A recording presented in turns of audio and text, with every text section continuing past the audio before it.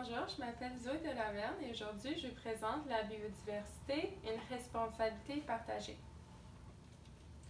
Le monde contient bien assez pour les besoins de chacun, mais pas assez pour la quiétude de tous, a dit Gandhi. Alors, c'est quoi la biodiversité et son importance? La biodiversité, c'est la diversité des espèces présentes dans un milieu. La biodiversité est importante pour la survie de toutes les espèces. Il faut différents habitats pour chacun des espèces car chacun sont adaptés aux conditions particulières de leurs environnements. Aussi, lorsque de la perte de biodiversité, la santé de l'écosystème est affectée. Alors, c'est quoi les services écosystémiques? C'est les services dont la nature nous rend.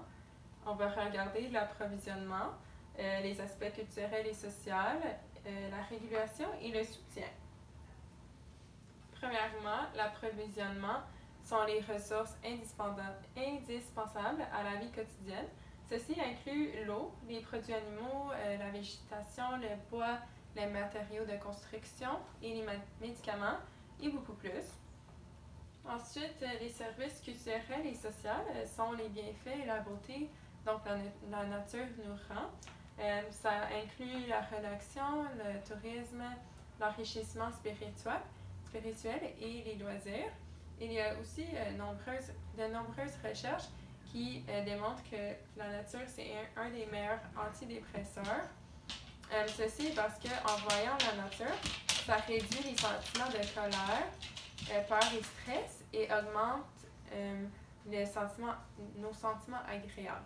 Aussi, c'est bon pour notre bien-être physique parce que ça réduit la pression artérielle, le rythme cardiaque, la tension musculaire et la production d'hormones de stress comme le cytosol. Ensuite, la régulation comprend la régulation du climat, le maintien de la qualité de l'eau, le contrôle des maladies, la prévention des inondations et le traitement des déchets.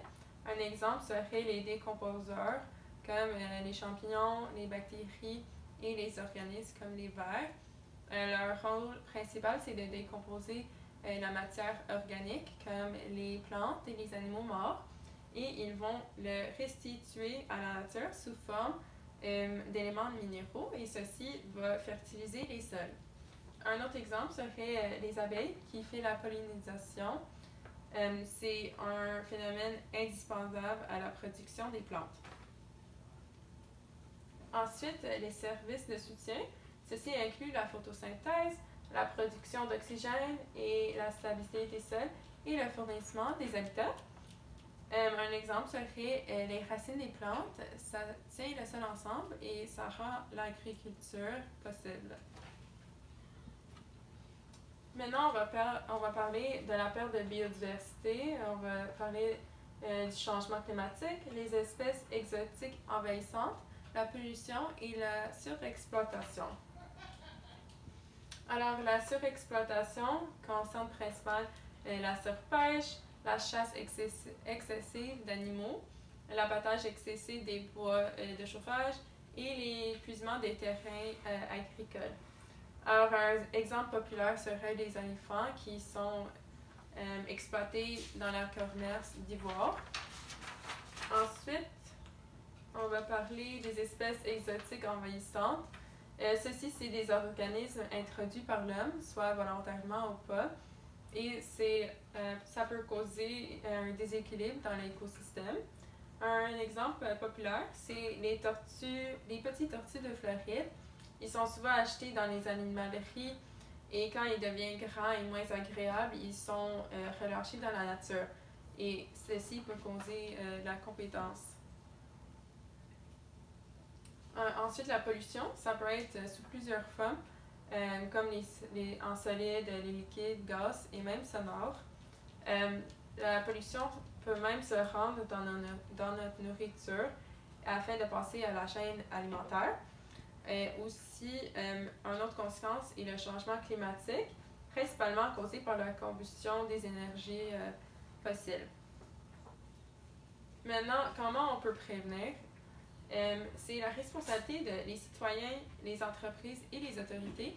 Les citoyens peuvent prendre les mesures comme recycler, composter, prendre transport en commun. Les entreprises doivent produire des produits qui sont plus durables à long terme et utiliser des matériaux qui sont plus écologiques.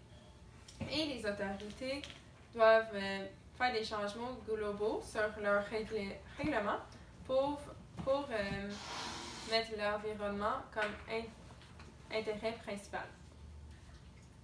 Maintenant, en conclusion, la biodiversité nous fournit notre monde, donc nous sommes dépendants. Il nous donne des ressources, la joie, les merveilles du monde. Et pour vivre en harmonie, nous devons respecter la balance naturelle. Et aussi, la future de cette planète est dans nos mains. Comment allons-nous revirer nos mauvaises actions tant qu'une espèce? Merci beaucoup.